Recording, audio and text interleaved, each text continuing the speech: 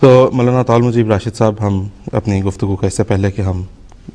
آغاز کریں، آپ اگر ہمیں تھوڑا سا پس منظر بتا سکیں کہ پیش گوئی مسلح موعود کا جو پس منظر ہے وہ کس طرح سے حضور علیہ السلام نے جب اس پیش گوئی کو بیان فرمایا تو کیا حضور نے اس کی پس منظر کیا بیان فرمایا حضور نے؟ بسم اللہ الرحمن الرحیم۔ جہاں تک اس پیش گوئی کے پس منظر کا تعلق ہے، سب سے پہلے یہ بات قابل ذکر ہے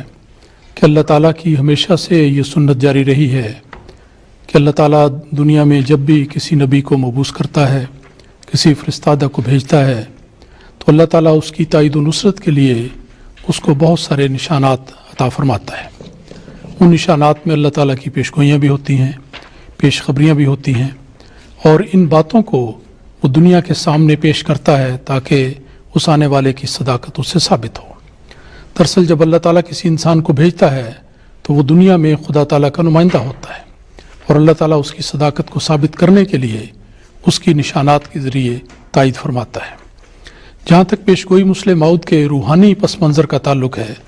میں سمجھتا ہوں کہ بات شروع ہوتی ہے ہمارے آقا و مولا سیدنا و مولانا حضرت محمد مصطفیٰ صلی اللہ علیہ وسلم کی اس پیش خبری سے، جس میں آپ نے ایک حدیث نبوی میں یوں ارشاد فرمایا کہ یتزوج و یولد لہ۔ یہ حدیث مشکات میں ہے،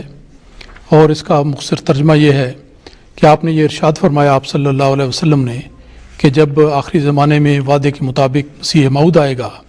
تو وہ شادی کرے گا اور اسے اولاد عطا کی جائے گی۔ اب شادی کرنا یہ بھی ایک عام بات ہے، شادی کی جاتی ہے، پھر اس کے بعد عام طور پر شادی کے بعد اولاد بھی ہوتی ہے، اس میں کوئی خاص بات بظاہر نظر نہیں آتی، لیکن رسول اکرم صلی اللہ علیہ وسلم کا یہ کلام بڑا پرحکمت ہے، اور دراصل آپ نے اس میں یہ بات بیان فرمائی ہے کہ وہ شادی کرے گا اور اس کے بعد اسے ایسی اولاد دی جائے گی جو غیر معمولی صفات کی مالک ہوگی، اور اس کے نتیجے میں غیر معمولی تغیرات اور انقلابات دنیا میں پیدا ہوں گے۔ اسی لیے پیش گوئی مسلح موعود کے الفاظ کو آپ دیکھیں تو اس میں ایک بیٹے کی نہیں بلکہ اولاد کی پیش گوئی بھی نظر آتی ہے کہ ایسی اولاد دی جائے گی جو بے شمار برکتیں اپنے ساتھ لانے والی ہوگی۔ تو یہ تو اس کا روحانی پس منظر ہے۔ جہاں تک اس کے تاریخی پس منظر کی بات ہے، یہ دیکھنے والی بات ہے کہ جب حضرت مسیح موعود علیہ السلام کو 1882 میں ماموریت کا الہام ہوا تو اس کے بعد آپ نے 1885 میں یہ اعلان بھی شائع فرمایا کہ اگر کوئی لوگ اسلام کے بارے میں شک میں ہیں، رسول پاک صلی اللہ علیہ وسلم کے بارے میں کوئی سوال ان کے دل میں ہے، یہ میری صداقت کے بارے میں انہیں پورا یقین نہیں، تو وہ میرے سامنے آئیں اور میرے پاس آئیں، اور ان کو میں یقین دلاتا ہوں کہ اللہ تعالیٰ کی طرف سے نشان دکھایا جائے گا۔ اس سلسلے میں آپ نے اشتہارات بھی شائع کیے۔ ایک اشتہار کے بارے میں ذکر آتا ہے کہ 20,000 کی تعداد میں شائع کر کے آپ نے اکناف عالم میں اس اشتہار کو پھیلایا۔ پھر ایک دوسرا اشتہار بھی اس کے بعد شائع کیا۔ وہ اشتہار خاص طور پر ہندوستان میں تقسیم کیا گیا، بڑے بڑے ساری دنیا کے پہلے بادشاہوں کو دیا گیا، وزرائے حکومت کو دیا گیا، مذہبی لیڈروں کو دیا گیا، پھر خاص طور پہ ہندوستان کے اندر مختلف مذاہب کے جو نمائندگان تھے، بڑے بڑے سرکردہ افراد تھے، ان کی خدمت میں وہ اشتہار بھجوایا گیا۔ آپ نے یہ بھی فرمایا کہ لوگ میرے پاس آئیں اور میرے قریب رہ کر نشانات کا مشاہدہ کریں، اور آپ نے وعدہ دیا کہ اگر اس کے لیے خرچ کی ضرورت ہے تو ہم خرچ بھی دیں گے، ان کا قیام کا بھی انتظام کریں گے۔ لیکن افسوس یہ کہ کسی نے بھی سنجیدگی کے ساتھ اس دعوت کو نہیں لیا۔ البتہ یہ ایک واقعہ ہوا کہ جب آپ ساری دنیا کو نمائی کی دعوت دے رہے تھے تو اس موقع پر قادیان کے آریہ مت کے افراد نے، ان کے چند نمائندگان نے آپ کی خدمت میں ایک معذرنامہ پیش کیا اور آپ سے رابطہ کیا، اور آپ کو کہا اور آپ کی خدمت میں عرض کیا کہ دیکھیں آپ ساری دنیا کو نشان نمائی کی دعوت دیتے ہیں، اور ہم آریہ لوگ آپ کے ہمسائے ہیں، قادیان میں رہتے ہیں، ہمارا بھی حق بنتا ہے کہ ہمیں بھی آپ کو نشان دکھائیں۔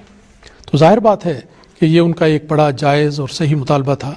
اور لگتا ہے کہ اس کے پیچھے کوئی ان کی ایسی نیت ہوگی کہ وہ واقعی صداقت کو معلوم کرنا چاہتے ہیں۔ حضرت مسیح موعود علیہ السلام جو ہمیشہ اس بات کے منتظر رہتے تھے کہ کوئی ایسا موقع پیدا ہو،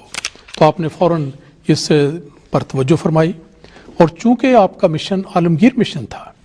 اس لیے آپ نے کوئی چھوٹے موٹے معین اس قسم کے باتوں کے لیے اللہ تعالیٰ کی حضور دعا نہیں کی، بلکہ آپ نے اس رنگ میں دعا کی کہ خدایا جس مشن کی خاطر تو نے مجھے کھڑا کیا ہے، جو اسلام تیرا بھیجا ہوا دین ہے، ساری انسانیت کے لیے ہے، اس دین کی سچائی ظاہر کرنے کے لیے مجھے کوئی ایسا نشان دکھایا جائے، اور پھر نبی اکرم صلی اللہ علیہ وسلم کی صداقت کو ظاہر کرنے والا کوئی نشان مجھے عطا ہو۔ تو آپ نے وسیع معنوں میں نشان کے لیے درخواست کی، اور اللہ تعالیٰ نے پھر اس دعا کے نتیجے میں آپ کو ایک نشان عطا فرمایا۔ اس کا تاریخی پس منظر یہ بھی ہے کہ جب آپ نے اس سلسلے میں خاص طور پر دعاؤں کا ارادہ فرمایا تو آپ کو اللہ تعالیٰ کی طرف سے رہنمائی ہوئی کہ آپ کی عقدہ کشائی ہوشیارپور میں کی جائے گی۔ چنانچہ آپ 3 ساتھیوں کے ساتھ ہوشیارپور تشریف لے گئے۔ وہاں آپ نے ایک مکان میں جو شہر سے ذرا ہٹ کے تھا، اس میں 40 روز تک کلیتاً تنہائی میں ایک چلہ کشی کے طور پہ کثرت کے ساتھ وہاں پر دعائیں کی، دن رات دعائیں کی۔ اس دعاؤں میں اللہ تعالیٰ سے آپ نے یہی نشان مانگا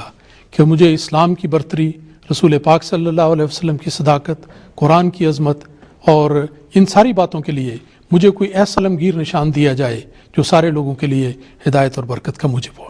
اس کے جواب میں اللہ تعالیٰ نے الہاماً آپ کو بشارت دی۔ وہ بشارت ہے جس کو پیش گوئی مسلم موعود کہا جاتا ہے۔ اس سلسلے میں یہ ذکر کر دوں کہ جب آپ نے دعائیں کی اور آپ کو الہام ہوا تو یہ الفاظ اس میں شامل ہیں کہ اللہ تعالیٰ نے فرمایا کہ میں تجھے ایک رحمت کا نشان دیتا ہوں۔ گویا پیش گوئی مسلم موعود اگر 2 الفاظ میں بیان کرنی ہو تو یہ نشان رحمت ہے۔ اللہ تعالیٰ نے فرمایا کہ میں تجھے ایک رحمت کا نشان دیتا ہوں، اسی کے موافق جو تو نے مجھ سے مانگا، سو میں نے تیری تضرعات کو سنا اور تیری دعاؤں کو اپنی رحمت سے بپایہ قبولیت جگہ دی۔ تو یہ عظیم الشان نشان رحمت آپ کو ان دعاؤں کے مطابق جو آپ نے مانگی اس موقع پر اللہ تعالیٰ نے اپنی رحمت سے عطا فرمایا۔ اور پھر حضرت مسیح موعود علیہ الصلوۃ والسلام اس پیش گوئی کی اہمیت بیان کرتے ہوئے فرماتے ہیں، یہ بھی حوالہ تبلیغ رسالت سے ہے۔ آپ نے فرمایا کہ یہ صرف پیش گوئی ہی نہیں بلکہ ایک عظیم الشان نشان آسمانی ہے جس کو خدا کریم جل شانہ نے ہمارے نبی کریم رؤوف الرحیم محمد مصطفیٰ صلی اللہ علیہ وسلم کی صداقت و عظمت ظاہر کرنے کے لیے ظاہر فرمایا ہے۔ تو ان الفاظ سے اس پیش گوئی کی عظمت معلوم ہوتی ہے کہ یہ صرف کسی ایک فرد واحد کی پیدائش کے ساتھ تعلق نہیں رکھتی، بلکہ اس کے مقاصد بہت وسیع ہیں۔ ان وسیع مقاصد کو اللہ تعالیٰ نے جس طرح پسند فرمایا، جس کے ذریعے پسند فرمایا، ان کو اللہ تعالیٰ نے پورا کیا، اور اس لحاظ سے یہ عالمگیر نتائج پیدا کرنے والی ایک عظیم الشان پیش گوئی ہے اور عظیم نشان رحمت ہے جو اللہ تعالیٰ نے آپ کو عطا فرمایا۔ جی، بہت شکریہ راشد صاحب۔